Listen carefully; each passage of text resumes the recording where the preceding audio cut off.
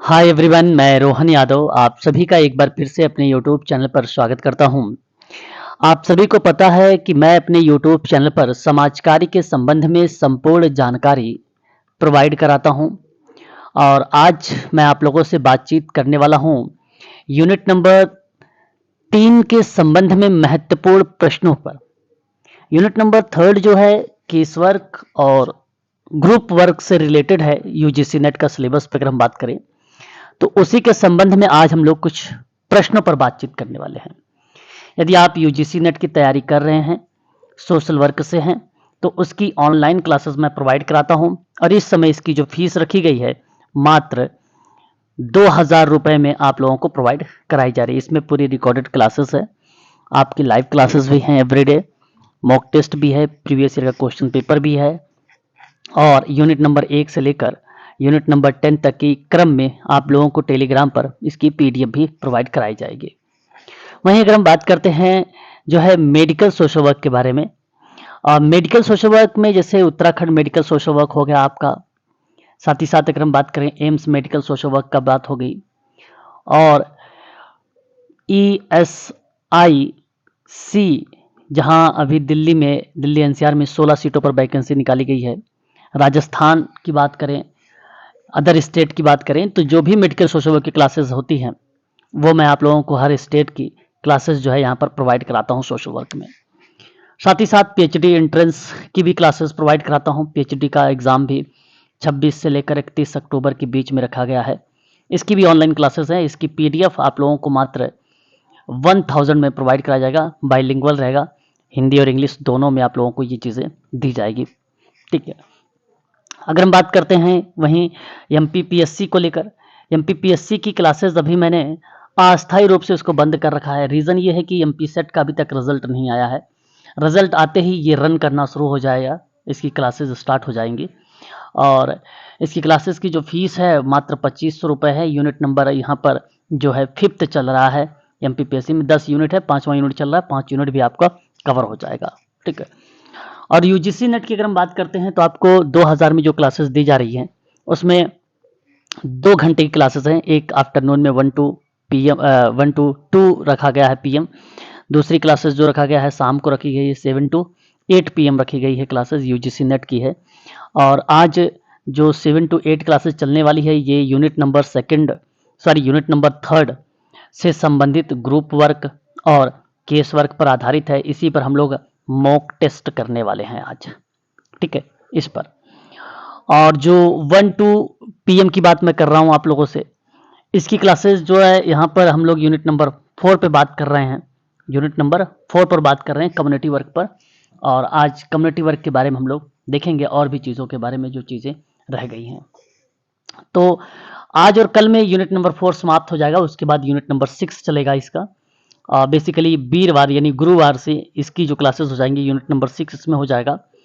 और कल शाम को जो है यहाँ 7 टू 8 वाली क्लास आपका यूनिट नंबर 5 हो जाएगा। ठीक है, तो 5वां और 6ठा यूनिट आपका चलेगा। तो आपका सिलेबस कवर हो जाएगा परीक्षा के आते आते, और प्रैक्टिस भी मैं आपको करवाई रहा हूँ। पीवाईक्यू भी आप लोगों को यहाँ पर प्रोवाइड करा रहा हूँ ग्रुप में। सारी चीज़ें आपको अवेलेबल कराई जाएंगी मात्र 2000 रुपये में। इसके संबंध में अगर आप कोई जानकारी लेना चाहते हैं सोशल वर्क के संबंध में, यहाँ पर आप देख रहे हैं मेरा नंबर है, या डिस्क्रिप्शन में भी आप नीचे जाकर देख सकते हैं। आप व्हाट्सअप भी कर सकते हो, कॉल के माध्यम से भी आप जानकारी ले सकते हो। ठीक है, किसी भी अगर आप सोशल वर्क की तैयारी आप कर रहे हैं तो आप मुझसे भी जानकारी ले सकते हैं किसी भी फील्ड में। बस केवल ध्यान रहे कि सोशल वर्क का वो एरिया होना चाहिए। ठीक है, चलिए प्रश्न पर बातचीत करते हैं। जुलाई 2018 का प्रश्न था, यूनिट नंबर 2 से सवाल आया हुआ था कि निम्नलिखित में से कौन सा सामाजिक समूह कार्य का एक मॉडल नहीं है। और कल ही मैंने आप लोगों से मॉडलों पर बातचीत किया है शाम की क्लास में। सही जवाब ऑप्शन नंबर डी है। ऑप्शन नंबर डी आपका यहाँ पे करेक्ट माना जाएगा। सामाजिक लक्ष्य है, उपचारात्मक है और प्रकारात्मक मॉडल दिया गया है। ठीक है, तो यहाँ ऑप्शन नंबर जो जाएगा वो आपका डी ऑप्शन करेक्ट माना जाएगा। बात करते हैं निम्नलिखित में से क्या सामाजिक समूह कार्य के सिद्धांत हैं। सिद्धांतों पर भी बातचीत हम लोगों ने कर चुके हैं। इसमें हमें आइडेंटिफाई करना कौन कौन सिद्धांत है। योजनाबद्ध भी सिद्धांत है, सतत सिद्धांत भी है, और संसाधन का सिद्धांत है, और मूल्यांकन का सिद्धांत है। सभी सिद्धांत है, इसलिए ऑप्शन नंबर डी आपका करेक्ट हो जाएगा। क्वेश्चन नंबर थर्ड है, निम्नलिखित में से कौन सा युग्म जो है सम्मिलित नहीं किया गया है? आपको मैच करना है। जैसे मानदंड दिए गए हैं, संयोजन क्षमता दी गई है, संशक्ति दी गई है, और सर्वसम्मति दी गई है। उसका सही तरीके से डेफिनेशन नहीं बता रहा है। ऑप्शन नंबर का हम थर्ड की बात करते हैं, एक दूसरे को प्रभावित करने की समूह की सदस्यों की क्षमता को संशक्ति कहते हैं, और ये गलत जवाब है, ये नहीं। बाकी सारे ऑप्शन जो है आपके यहाँ पे करेक्ट होंगे। जनवरी 2017 में अगर हम बात करते हैं, एक सवाल आया हुआ था सोशल वर्क में, यूनिट नंबर सेकंड से, सॉरी बार बार मैं सेकंड बोल रहा हूँ, यूनिट नंबर थर्ड से, ठीक है। सामान्यतः समूह कार्य के या समूह कार्य में कार्यक्रम के चयन का उत्तरदायित्व डैश का होता है? Question number 4। तो बेसिकली समूह कार्य में कार्यक्रम का चयन का उत्तरदायित्व जो होता है समूह के सदस्यों का होता है, और ऑप्शन नंबर यहाँ पर पहला ही करेक्ट जवाब हो जाएगा, ठीक है। क्वेश्चन नंबर बात करेंगे फिफ्थ को लेकर, निम्नलिखित में से सामाजिक समूह कार्य के मॉडल्स सामाजिक लक्ष्य, उपचारी और अननोन से सबसे अधिक संबंधित कौन रहा है? मैंने कल ही बताया था आपको, पापेल एंड रोथमैन। मैंने 3 नाम नोट करवाए थे आप लोगों को, और याद भी होगा आप सबको 1966 में, है ना। बात करते हैं जुलाई 2016 में सोशल वर्क यूनिट नंबर 3 से प्रश्न आया हुआ था कि वह समूह जो सामाजिक समूह कार्य में है, ये हमें इसका जवाब बताना है। क्वेश्चन नंबर 6 है, और बेसिकली इसका जवाब होगा व्यवस्थित रूप से गठित होना, उसके विशिष्ट उद्देश्य होते हैं, कार्य यही है, व्यक्ति पर बल देता है, ये भी कार्य है, स्वाभाविक रूप से अस्तित्व में आता है, ये गलत बात है। ऑप्शन नंबर आपका यहाँ पे जो आएगा 1 2 3 देख सकते हैं, सी वाले में लिखा गया है, इसलिए ऑप्शन नंबर सी आपका करेक्ट हो जाएगा क्वेश्चन नंबर 6 का। 2 प्रश्न आए हुए थे, एक प्रश्न और देख सकते हैं आप लोग कि पक्ष समर्थन आवश्यक रूप से समाज कार्य की निम्नलिखित में से किस विधि का भाग नहीं हो सकता है? Question number 7। सही जवाब होगा इसका समाज कार्य शोध, बेसिकली ये नहीं है। और पक्ष समर्थन में अगर हम बात करते हैं तो ये केस वर्क है, ग्रुप वर्क है, सॉरी केस वर्क है, ग्रुप वर्क है, और सोशल एक्शन है। ऑप्शन आपका यहाँ पे डी करेक्ट होगा, ये नहीं है। क्वेश्चन नंबर 8 की बात करेंगे, जो दिसंबर 2015 में सवाल आया हुआ था यूनिट नंबर 3 से, community welfare organisation principle and practice नामक एक पुस्तक है, ये किस विद्वान के द्वारा लिखी गई है? तो मर्रे जी रॉस के द्वारा लिखी गई है। क्वेश्चन नंबर 8 का सही जवाब जो होगा, सॉरी क्वेश्चन 8 का जो सही जवाब होगा ऑथर डनहम होगा, ऑप्शन नंबर आपका डी करेक्ट होगा। इन्होंने 28 सिद्धांत दिया है कम्युनिटी ऑर्गेनाइजेशन में, ठीक है। क्वेश्चन नंबर अगर हम बात करते हैं 9, अभिकथन कहता है आपसे समूह सामाजिक संबंधों का जाल है, मैकाइवर पेज की यह परिभाषा है, और ये बात सत्य भी है, ध्यान रखिएगा। वही बात करते हैं सदस्यों का स्वनिर्देशित लक्ष्य होते हैं, ये भी बात सत्य है, परंतु इसकी व्याख्या नहीं होगी, इसलिए ऑप्शन नंबर आपका बी करेक्ट हो जाएगा क्वेश्चन नंबर 9 का। बात करेंगे क्वेश्चन नंबर 10, जून 2015 में सवाल आया था कि जब समूह कार्यकर्ता समूह प्रक्रिया को इस प्रकार आगे बढ़ाता है कि वह समूह को अपने निर्णय लेने हेतु योग्य बनाती है, तो वह निम्नलिखित में से सिद्धांत कार्य जो है किसके अंतर्गत आएगा? क्वेश्चन नंबर 10 में समूह का या समूह अनिर्धारण जो प्रक्रिया होती है, उसमें जब कार्यकर्ता प्रक्रिया को इस प्रकार आगे बढ़ा रहा होता है कि समूह अपने निर्णय लेने के लिए योग्य हो जाएं और आत्मनिर्भर हो जाएं, उस प्रक्रिया में कहा जाता है समूह का अनिर्धारण सिद्धांत। ऑप्शन नंबर सी आपका यहां पर करेक्ट होगा। क्वेश्चन नंबर 11 है, कहता है कि समूह विकास के बियॉन्ड के चरण बताइए। मैंने बियॉन्ड के चरण भी आप लोगों को बताया ही है, अभी हाल ही में अवस्थाओं को लेकर जिक्र किया था।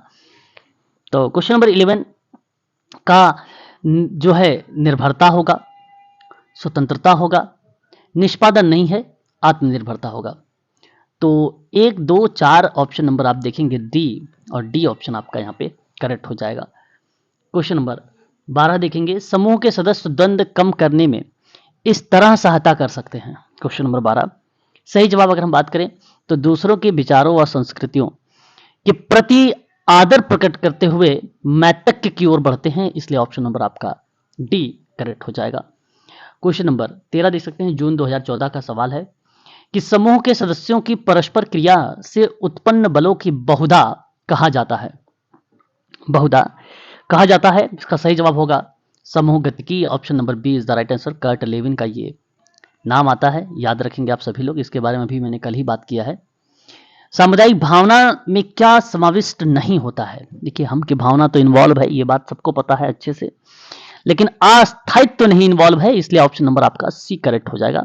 आश्रित भी, आश्रित होने की संवेदना और भूमिका की भावना, उत्तरदायित्व की भावना, निर्भरता की भावना, यही सब है। 3 तत्व है, मैंने नोट करवाया है आप लोगों को। ऑप्शन नंबर सी जो है ये आपका करेक्ट जवाब होगा। ठीक है, याद रखिएगा, ये इंपॉर्टेंट सवाल है। और आगे बात करते हैं सोशल वर्क में यूनिट नंबर अगर हम बात करते हैं तो 3rd से और भी सवाल हैं। निम्नलिखित में से कौन से व्यक्तित्व के आयाम नहीं है? जुलाई 2018 में सवाल आया हुआ था।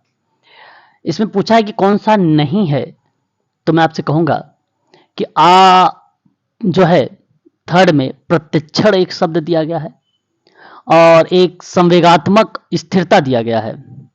देखिए, अंतर विवेकशीलता, बहिर्मुखता और अंतर्मुखता युंग का है, विवेक भी आपका इन्वॉल्व है।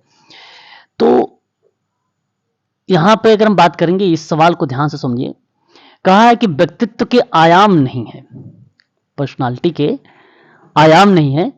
तो बेसिकली अगर हम बात करें, प्रत्यक्षण नहीं है और विवेक नहीं है, संवेगात्मकता हो जाएगा, बहिर्मुखता और अंतर्मुखता हो जाएगा, अंतर विवेकशीलता हो जाएगा। 1, 2, 4 हैं और 3 और 5 नहीं है। 3 और 5 को ढूंढना है, हमें पूछा है नहीं है, तो ऑप्शन नंबर सी आपका करेक्ट हो जाएगा। क्वेश्चन नंबर 2, डैश प्रतिपादित करता है कि बचपन का अनुभव वयस्क के व्यवहार को प्रभावित करता है? क्वेश्चन नंबर 2 सही जवाब होगा मनोविश्लेषणात्मक सिद्धांत, option number C Sigmund Freud का है। क्वेश्चन नंबर 3, विशिष्ट उद्देश्य के सिद्धांत डैश का सिद्धांत कहलाता है? क्वेश्चन नंबर 3 हमारे सामने, और ये बेसिकली समूह कार्य का सिद्धांत कहलाता है। ऑप्शन नंबर आपका बी करेक्ट हो जाएगा। कर्मचारी सशक्तिकरण पद का क्या अर्थ होता है? क्वेश्चन नंबर 4 सही जवाब होगा कर्मचारी को अधिक स्वायत्तता और नीति निर्धारण शक्तियां देने की एक प्रक्रिया है। ऑप्शन नंबर ए आपका सही हो जाएगा। क्वेश्चन नंबर 5, निम्नलिखित में से आपको युग्म मिलाना है 5th में, और सही युग में आपको सम्मिलित करने हैं इस क्वेश्चन के, है ना, क्वेश्चन नंबर 5th के। तो सही जवाब इसका क्या होना चाहिए? तो ध्यान रखिएगा, एक बावली है जो आशक्ति सिद्धांत के बारे में जिक्र होता है क्वेश्चन नंबर 5th में। दूसरा अगर हम बात करते हैं तो एक बंडूरा है जो सामाजिक अधिगम के सिद्धांत देते हैं। जिन प्याजे ने संज्ञानात्मक सिद्धांत दिया है, एरिक्सन ने मनोसामाजिक विकास का सिद्धांत दिया। तो ये दोनों गलत दिए गए हैं, हमें सामने सामने मैच करना था। ठीक है, तो मैं आपसे कहूंगा कि 1 और 4 को आप चुनाव करें। ऑप्शन नंबर सी आपका यहाँ पे करेक्ट है। क्वेश्चन नंबर 6, किशोर न्याय बालकों के देखरेख संरक्षण अधिनियम 2015 के अंतर्गत राज्य बचपन के संरक्षण सोसाइटी का गठन डैश द्वारा या डैश पर किया जाता है? बात सही है, आपको ये आइडेंटिफाई करना है क्वेश्चन नंबर 6 में। तो मैं कहूंगा कि एक जिला स्तर है और एक राज्य स्तर पर ही बेसिकली ये देखने को मिलता है। ऑप्शन नंबर आपका ए करेक्ट हो जाएगा। बात करेंगे क्वेश्चन नंबर 17, नवंबर में ये सवाल आया हुआ था कि पर्सन इन सिचुएशन पर बल देने के अभिप्राय सेवार्थी को बेहतर तरीके से समझना और उसकी सहायता करना, फ्लोरेंस होलिच के द्वारा ये बातें कही गई थी और ये स्टेटमेंट आपका सत्य है। बात करते हैं कि द पर्सन इन सिचुएशन विन्यास व्यक्ति परक होता है, देखिए व्यक्ति परक नहीं होता, वस्तु परक होता है, इसलिए गलत हो गया ये आपका। तो आप देख सकते हैं ऑप्शन नंबर सी, यहाँ पर नवंबर 2017 का जो क्वेश्चन आया हुआ था ये ऑप्शन था सी वाला कि ए सत्य था और आर असत्य था। बात करते हैं क्वेश्चन नंबर 8 में कि महिलाओं का अश्लील प्रतिनिधित्व प्रतिषेध अधिनियम कब पारित हुआ? क्वेश्चन नंबर 8 सही जवाब हो जाएगा आपका सन 1986। क्वेश्चन नंबर 9 कहता है कि पारस्परिक आकर्षण, अस्वाभिकारता तथा शक्ति का आकलन करने की क्रिया को क्या कहा जाता है? क्वेश्चन नंबर 9 सही जवाब हो जाएगा समाजमिति। Option number D is the right answer. Question number 10, यह विचार किसने प्रतिपादित किया है कि अचेतन मन में दमित इच्छाओं और ऊर्जाओं के कारण मनुष्यों में मानसिक द्वंद्व होता है? क्वेश्चन नंबर 10 है हमारे सामने, इसका सही जवाब होगा option number C Sigmund Freud. नवंबर 2017 में अगर हम बात करते हैं यूनिट नंबर आपके 3rd से ही क्वेश्चन पूछे गए थे कि अपंग व्यक्ति समान अवसर अधिकार रक्षा और पूर्ण भागीदारी, इसको पीडब्ल्यूडी का फुल फॉर्म भी कहा जाता है, अधिनियम को भारत के राष्ट्रपति द्वारा निम्न में से किस वर्ष में 1 जनवरी को स्वीकृत किया गया था? तो क्वेश्चन नंबर 11 सही जवाब हो जाएगा आपका सन 1996। Option number D very very most important question है, इसको ध्यान रखिएगा। क्वेश्चन नंबर 12 भी हमारे लिए इंपॉर्टेंट है, आप देख सकते हैं इसमें अधिनियम दिया गया है एक तरफ अधिनियम क्या नाम है और वर्ष है। क्वेश्चन नंबर 12 में यूनिट नंबर 3rd का ही ये बेसिकली पार्ट है। The foreign contribution regulations act है और इसका सही जवाब क्या होगा आपका सन 1976 होगा। द अप्रेंटिस एक्ट है ये 1961 हो जाएगा। The payment of wages act है सन 1936 हो जाएगा। द ट्रेड यूनियन एक्ट है सन 1926 हो जाएगा। 1936 और 1926। तो आप देख सकते हैं कि पहले का यहाँ पे थर्ड गया है, पहले का थर्ड आप यहाँ इसमें सी में है और बी में भी है। दूसरे का आपका 4 गया है तो दूसरे का 4 आपका थर्ड में सी वाले में है, यानी आपका ऑप्शन नंबर जो गया है यानी थर्ड गया है यानी सी। ऑप्शन सी आपका सही है, यहाँ पर बी गलत हो गया है। बात करते हैं नेक्स्ट सवाल के बारे में, 13 नंबर का सवाल। प्रजनक शिशु स्वास्थ्य को रिलेट कराना है हमें। ये बेसिकली अगर हम बात करते हैं तो माता एवं शिशु को रिलेट कराता है। राष्ट्रीय ग्रामीण रोजगार गारंटी योजना की अगर हम लोग बात करते हैं तो ये ग्रामीण स्तर पर रोजगार है। और अभिघात जो तनाव विकार है ये बेसिकली अभिघात को रिलेट कराएगा। पुलिस अनुसंधान एवं विकास ब्यूरो है जो पुलिस अनुसंधान को रिलेट कराएगा। ऑप्शन नंबर आप देखेंगे तो बी आपका करेक्ट माना जाएगा। जुलाई 2016 में यूनिट नंबर 3 से सवाल पूछा गया था। कहा था कि लिंग आधारित होने वाले श्रम के घरेलू विभाजन का तात्पर्य क्या हो सकता है। तो बेसिकली इसका जो है महिलाएं घर पर अधिकांश अदत्य श्रम संबंधी कार्य करती हैं। ऑप्शन नंबर बी आपका करेक्ट होगा। दिसंबर 2015 में सवाल पूछा गया कि समान पारिश्रमिक अधिनियम 1976 उपबंध कराता है कि 15 नंबर का सवाल। और बेसिकली इसका सही जवाब होगा महिलाओं और पुरुषों के समान कार्य के लिए एक समान भुगतान किया जाना सही है। भर्ती के समय महिलाओं के साथ किसी भी प्रकार का भेदभाव ना किया जाए ये भी सही है। नियोक्ता के लिए कामगारों को रजिस्टर रखना चाहिए और ये भी बात सत्य है, इसलिए अब पहला दूसरा तीसरा सही है। Option number A is the right answer होगा। क्वेश्चन नंबर 16 आपसे कहता है कि निम्नलिखित में से कौन सा प्राधिकरण औपचारिक को प्रोबेशन प्रदान करता है। क्वेश्चन नंबर 16 सही जवाब अगर हम बात करते हैं यहां पर तो न्यायालय होगा। Option number B is the right answer होगा आपका करेक्ट जवाब। क्वेश्चन नंबर 17 कहता है निम्नलिखित में से किसने या किससे गरीबी का नारीवादकरण नहीं होता है। क्वेश्चन नंबर 17 सही जवाब होगा महिलाओं का आर्थिक स्वतंत्रता बेसिकली नहीं है। Option number D is the right answer होगा। क्वेश्चन नंबर 18 यौन अपराध से बच्चों की सुरक्षा अधिनियम की बात करते हैं हम लोग क्वेश्चन नंबर 18 में। तो ये बेसिकली आपको रिलेट कराएगा 2012 और कार्यस्थल पर महिलाओं का यौन उत्पीड़न निषेध प्रतिषेध निवारण अधिनियम एक है ना।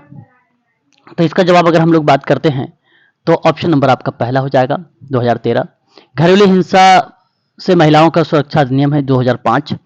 बाल विवाह प्रतिषेध अधिनियम है 2006। तो रिलेट यहां पर अगर हम बात करते हैं क्वेश्चन नंबर 18 को लेकर तो सही ऑप्शन इसका मैच हो रहा है ए। जून 2015 में प्रश्न पूछा गया और देख सकते हैं सिद्धांत एक तरफ है, एक तरफ सिद्धांतकार के नाम है। IMP सवाल है, इसको आप ध्यान रखिएगा UGC नेट के बच्चे। मनोविश्लेषण सिद्धांत के बारे में अगर हम लोग जिक्र करते हैं क्वेश्चन नंबर 19 में तो ये बेसिकली विगैन का नाम आता है। अहम मनोविज्ञान की अगर हम लोग बात करते हैं तो अन्ना फ्रायड का नाम आप देख सकते हैं। मनोसामाजिक का अगर हम बात करते हैं तो आप लोगों का मनोसामाजिक सिद्धांत में सिगमंड फ्रायड का नाम आ जाएगा। और समस्या समाधान की अगर हम लोग बात करते हैं एच पल्लमैन का नाम आ जाएगा। ठीक है, तो ध्यान देने वाली बात है। 1 मिनट, हम लोगों ने सही गलत मैच कर लिया। मनोविश्लेषण का जो सिद्धांत है वो सिगमंड फ्रायड का नाम आ जाएगा और अहम मनोविज्ञान में अन्ना फ्रायड का नाम आ जाएगा। मनोसामाजिक सिद्धांत में विगेन का नाम आ जाएगा। समस्या समाधान का नाम एच पल्लमैन का नाम है।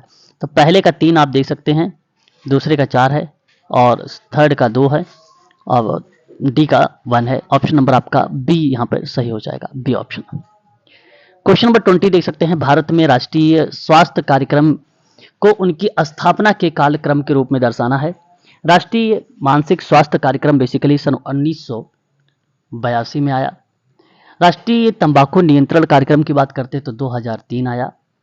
राष्ट्रीय कूट उन्मूलन कार्यक्रम की बात करते हैं तो 1995 में जिक्र किया गया। राष्ट्रीय कैंसर नियंत्रण कार्यक्रम की बात करते हैं तो सन 1975 में बात किया गया। तो क्वेश्चन नंबर 20 है, इसका सही जवाब अगर हम बात करते हैं तो पहले नंबर पे आप देख सकते हैं, आप लिख सकते हैं 1974, फिर पहले लिखते हैं, उसके बाद लिखेंगे 82 यानी 1, फिर उसके बाद तीसरा आ जाएगा 2003 और फिर उसके बाद अच्छा यहाँ बेसिकली ये प्रश्न अपवाद के रूप में गया था और इसमें सबको कॉमन नंबर मिला है। कोई ऑप्शन बेसिकली यहाँ पे करेक्ट नहीं है, इसलिए आप ठीक है इस ऑप्शन को आप हटा दीजिए, यह अपवाद में सवाल था। क्वेश्चन नंबर 21 की बात करते हैं। अल्पसंख्यक के साथ काम करने के लिए यह वांछनीय है कि सामाजिक कार्यकर्ता अल्पसंख्यक पर किए गए दमन और भेदभाव के प्रभाव को पहचानने और समझे। Question number 21। तो सही जवाब इसका अगर हम बात करें तो ये स्टेटमेंट बेसिकली क्या होना चाहिए क्वेश्चन नंबर 21 में, तो यह स्टेटमेंट सत्य होना चाहिए। दमन एक ऐसे जन समूह द्वारा दूसरे जन समूह का उत्पीड़न है जिसकी सामाजिक सत्ता तक पहुंच है और उस सत्ता के परिणाम स्वरूप एक समूह के दूसरे समूह की तुलना में भी लाभ पहुंचाता है, और यह भी बात आपकी सत्य, दोनों स्टेटमेंट करेक्ट है, इसलिए ऑप्शन नंबर आपका डी करेक्ट हो जाएगा। क्वेश्चन नंबर 22 की बात करते हैं। स्त्रियां किसी भी प्रकार की असंगतता, ठीक है, अशक्तता से ग्रस्त व्यक्ति एलजीबीटीज सामाजिक अपवर्जन का सामना कर रही हैं, क्या ये बात सत्य है? तो मैं आप लोगों से कहूंगा कि इस स्टेटमेंट को, क्वेश्चन नंबर 22 वाले को आप लोग करेक्ट करिएगा। सामाजिक अपवर्जन किसी प्रक्रिया जिसमें व्यक्ति या लोगों को दूसरे समुदाय, विभिन्न अधिकार, अवसर, संसाधन व्यवस्थित रूप से वंचित कर दिया जाता है, हालांकि वे किसी अन्य समूह से मिले हुए होते हैं, और ये भी बात सत्य है। तो क्वेश्चन नंबर 22 का अगर हम बात करेंगे तो यहाँ पे ऑप्शन नंबर जो जाएगा वो सही स्पष्टीकरण भी कर रहा है, इसलिए ऑप्शन नंबर बी आपका करेक्ट होगा। क्वेश्चन नंबर 23 की बात करते हैं। कालक्रमानुसार आपको दर्शाना है क्वेश्चन नंबर 23 में। पहला यहाँ पे प्रश्न पूछा कि सिर पर मैला ढोने वाले पुनर्वास के लिए स्वयं नियोजित योजना कब लाई गई थी? तो ये बेसिकली जो योजना लाई गई जनवरी 2007 में लाई गई। सफाई कर्मचारियों के लिए राष्ट्रीय आयोग की स्थापना की अगर हम लोग बात करते हैं तो 12 अगस्त 1994 में आया, और अनुसूचित जाति अनुसूचित जनजाति के लिए राष्ट्रीय आयोग जो आया वो 1990 में आया। अनुसूचित जाति अत्याचार निवारण अधिनियम की बात करें तो ये 1989 में आया। तो सबसे पहले आपको ये कालक्रम अनुसार लगाना है, 89 यानी 4, फिर उसके बाद 1994 यानी 2, फिर उसके बाद थर्ड यानी 1990 यानी थर्ड, फिर उसके बाद अगर हम बात करते हैं तो 2007 यानी लास्ट में 4 2 3 1 4 2 3 1 option number C is the right answer होगा। इस सवाल का सही जवाब जो होगा वो ऑप्शन नंबर आपका थर्ड करेक्ट माना जाएगा। तो जो सिर पर मैला ढोने वाले पुनर्वास और स्वनियोजन योजना रही वो जनवरी 2007 रहा है। सफाई कर्मचारियों के लिए राष्ट्रीय आयोग जो 12 अगस्त 1994 रहा है। अनुसूचित जाति अनुसूचित जनजातियों के लिए राष्ट्रीय आयोग जो है 1990 रहा है। अनुसूचित जनजाति अत्याचार निवारण अधिनियम जो है 1989 रहा है। इसका सही जवाब हो जाएगा आपका ऑप्शन नंबर 4। बात करते हैं क्वेश्चन नंबर यहाँ पर 24 के बारे में। सामाजिक कार्यकर्ता पुलिस के लोगों को सॉफ्ट स्किल्स का प्रशिक्षण दे रहे हैं, सही बात है, ये बात करेक्ट रहेगी। और सामाजिक कार्यकर्ता न्याय, समानता, मानवीय गरिमा के सम्मान के मूल्यों में प्रशिक्षित होते हैं जो उन्हें सॉफ्ट स्किल्स में प्रशिक्षण प्रदान करने के लिए उपयुक्त बनते हैं। व्याख्या भी सही तरीके से ऑप्शन नंबर आपका सी इज द राइट आंसर हो जाएगा। बात करेंगे नेक्स्ट सवाल के बारे में। परिवीक्षा क्या है? परिवीक्षा बेसिकली यहाँ पर प्रश्न को लेकर आया हुआ है जो कि किसी भी प्रकार के नियंत्रण से मुक्ति का जीवन बताता है। Option number D is the right answer होगा। नेतृत्व के स्थिति उपागम का दूसरा नाम क्या है? क्वेश्चन नंबर 26 का आकस्मिकता का सिद्धांत है, ऑप्शन नंबर बी। और समूह के उद्देश्यों को प्राप्त करने के लिए सामाजिक समूह कार्य में रिकॉर्डिंग महत्वपूर्ण होती है। रिकॉर्डिंग महत्वपूर्ण होती है और ये बात सत्य है। रिकॉर्डर्स कर्मकार को भविष्य के लिए कार्यक्रम तैयार करने के लिए तथा कार्य योजना बनाने में सक्षम बनाता है, ये भी बात सत्य है और इसकी सही व्याख्या भी है, इसलिए ऑप्शन नंबर आपका थर्ड करेक्ट होगा। यूनिट नंबर अगर हम बात करते हैं तो थर्ड से और भी प्रश्न हैं, आप देख सकते हैं। तो सोशल वर्क में, समाज कार्य में यूनिट नंबर थर्ड से लगभग मैंने 100+ क्वेश्चंस लिए हैं और कुछ प्रश्न ऐसे भी हैं जो आगामी परीक्षाओं में आप लोगों को रिपीट भी हो सकते हैं, इसलिए उन प्रश्नों को आईएमपी के रूप में आप अवश्य रखिएगा। और यह पीडीएफ आप लोगों को सॉल्व कराई जाएगी सोशल वर्क की ऑनलाइन क्लास में। सोशल वर्क की ऑनलाइन क्लासेस जो होती हैं वह शाम को एक होती है 7 to 8, आज आपकी प्रैक्टिस है यूनिट नंबर थर्ड से, और एक आफ्टरनून में क्लास होती है 1 to 2 PM, जहां आज हम लोग बात कर रहे हैं यूनिट नंबर 4 पे, कम्युनिटी ऑर्गेनाइजेशन पर। और कल बुधवार है, कल भी प्रैक्टिस रहेगी आपकी यूनिट नंबर 4 से ही 7 से 8 में। वीरवार के यानी गुरुवार के दिन से आपका यूनिट नंबर 5 स्टार्ट हो जाएगा और उसके बाद आपकी 1-2 जो क्लासेस हैं 1 से 2 वाली में वो स्टार्ट होगा आपका यूनिट नंबर 6 वहां पर। तो आज के लिए बस इतना ही।